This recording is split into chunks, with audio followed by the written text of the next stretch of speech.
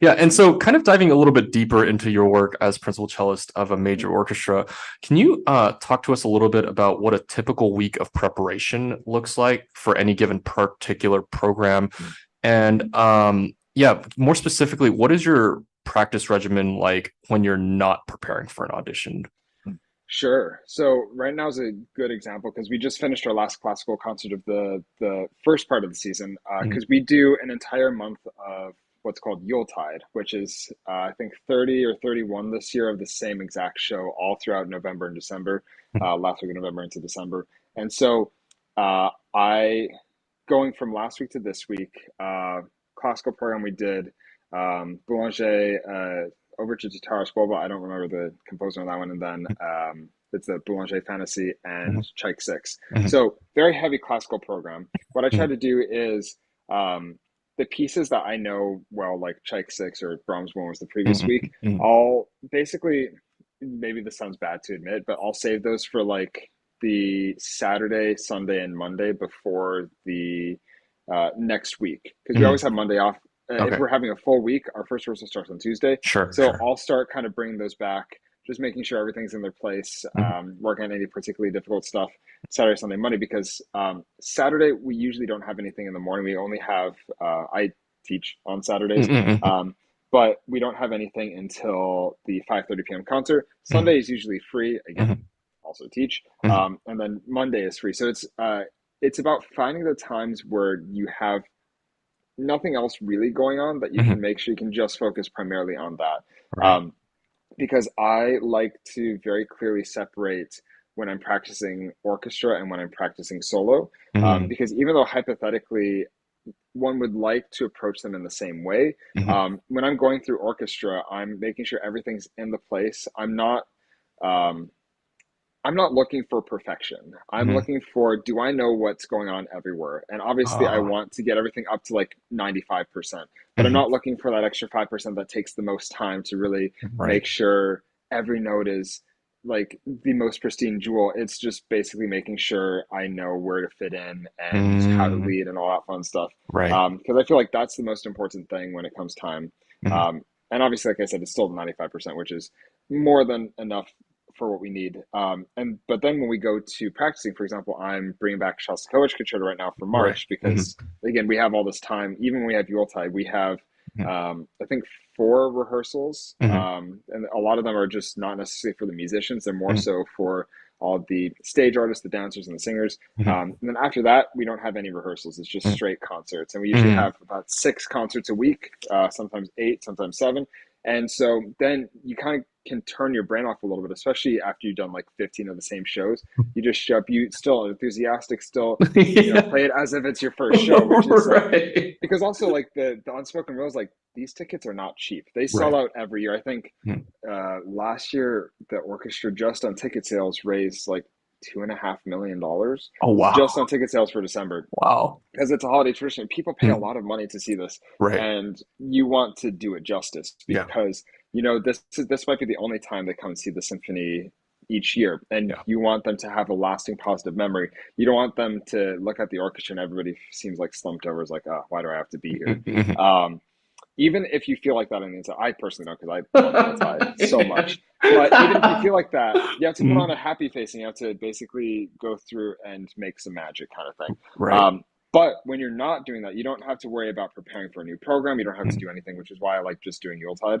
mhm, And so that's why I started doing Shostakovich concertos. So when I practice mhm, Shostakovich, mhm, it's much more about like I know I only have a certain amount of time to practice. So mhm. instead of looking at the entire scope of the piece like I would for like Tchaik 6 that I'm Right. playing, I Right. will look at, for example, the three hardest passages from the movement and just Mhm. drill those until my fingers are nearly bleeding, kind of thing. Actually, I Yeah. mean, I drill them today. As an orchestral cellist, you don't really. Sometimes, if you aren't practicing solo or anything, and you're Mhm. just doing like technique and stuff, a lot of Mhm. times your thumb callus can start to fade a little Sure, bit. sure, sure. And so I was practicing the cadenza of Shostakovich today, Mhm, and mhm. the thumb callus has a little bit of a blister on it. So Oh, um, I know it's yeah. it's like going back to high school days with that. But Oh. back when I was learning how to relax during thumb position. Yeah, yeah. It's um but it's that kind of thing where I don't like to mix the two practice. Like I don't like to do like, oh, I'll do half an hour Check six, then half an hour of Shostakovich or whatever. I'd rather Mm, just do like, let's do like 2 hours in the morning of yeah. Check six, make sure everything's there, and then take Yeah. a break, take lunch. I have a little amazingly cute wherever he went. He was making a lot of noise earlier, chewing on a bone, but I have a little Mhm. 10-pound dog Mhm. that'll like take on a walk, take to the dog park, Yeah. and then just like sit down and then do a couple hours on Shostakovich kind of thing. Um, Mm, as you alluded to, it gets very hectic then when you start preparing for auditions as mm, well, mhm. because then you have to use every single free second and you kind Right. of have to. It sounds like a really bad thing to say because everybody is like, oh, if you feel pain, stop kind of thing. Yeah. Yeah. Sometimes people don't have that luxury. They're Exactly. just, Yeah. Yeah. I have a lot of Tiger Balm CBD and Salon Pass Oh my patches for God. that reason. Because also like if you want to practice like 5 to 6 hours a day, that's Yeah. required for a big audition like that, Right. and you have a double rehearsal and you have like two lessons that day. Yeah. That's you might practice. I remember my San Francisco was different because Yeah. we were during a work stoppage because Mhm. of COVID. Mhm. But the last one that I did before that, for example, was Boston. And I Right. remember I was also in a quartet back then, and I had less Mhm. students. I had like 4 or 5 students. Sure. So I would Sure. have, I would get up and practice an hour and a half before 10 a.m. rehearsal, then Mhm. have 10 to 3:30 rehearsal for a Mhm. double, then Mhm. have a quartet rehearsal usually from 4 to 6 or 7, and Right. then get back and practice 3 to 4 hours at the hall, and sometimes staying to like 1 a.m. at the hall kind of thing. So Oh my in that case, gosh. like and I feel like actually speaking to a previous point about learning how to not play with tension, Right. that's a really good. I mean, the silver lining of that is it was really good at forcing you to get rid of every bit of tension because if you are tense when you're practicing, if you're tense while you're playing during the Mhm. double rehearsal, like it's game over. You Yeah. can't last that long when you're playing. So the only way Right. that you're able to get all that practicing done is if Right. you focus on efficiency and relaxation. Yeah. Right. Well, and I'm curious now because you brought up how you were the runner up of San Francisco a couple years ago, Mm. and you were a finalist for Boston. So you're clearly like kind of on the circuit still for Mm. auditions. So are you consistently working on those excerpts to like make sure that you're ready for the next big audition that comes up, or how is? Sure.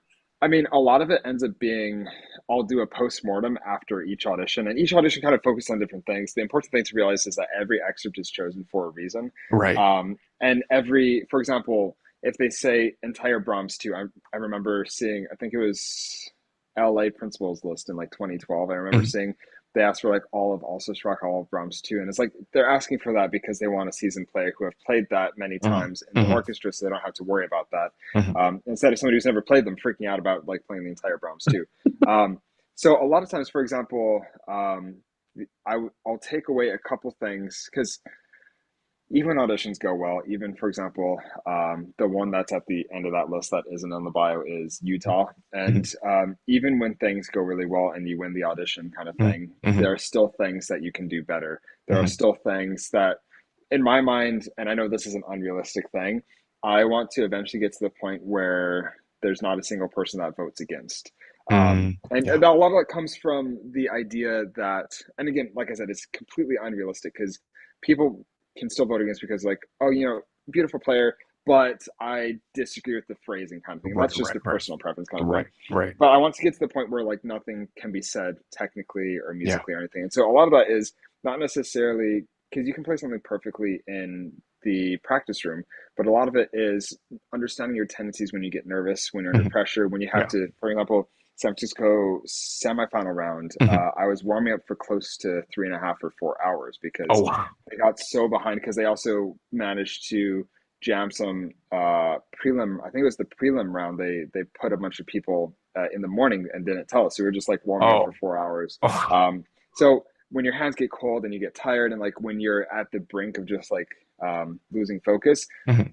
what do you need to focus on to make sure you get through and still execute that excerpt? And Right. so, for example, I remember Boston, Mhm. the excerpt that let me down the most was Mozart 35. It Oh. wasn't clear. It wasn't. I like to think about Mozart 35, for example, the last one as um, a beautifully angular excerpt where it needs to have Mm. a lot of energy, but it Right. needs to be able to um, switch from loud to soft at the drop of a pin, kind of thing. Mm. And so every beginning needs to be completely clean. Every left hand articulation needs to be there. so it just there were enough things that were just weren't right for me. So then I spent the next after I basically took a week off of cello completely just to Mhm. kind of detox slightly. Yeah. Um, and then after that, after about a month of just kind of like getting back into the gist of practicing for the ISO again, Mhm. then I just started working on Mozart 35. Mhm. And I was really happy because then once San Francisco rolled around, I Mhm. was actually, yeah, they did ask for Mozart 35. Mhm. Um, I felt much more comfortable about it. Mhm. There are other excerpts from San Francisco and from Utah that I didn't feel comfortable with. Mhm. And I mean, not feeling comfortable is a kind of vague way to say it. I felt they weren't as strong as the other ones. Sure. And so a lot of it would be I won't be working on like an entire list, Mhm. but I'll be working on the deficiencies that I had that would prevent me from in the future having any negative votes, Right, basically. right, right. Yeah. That's really smart. Yeah.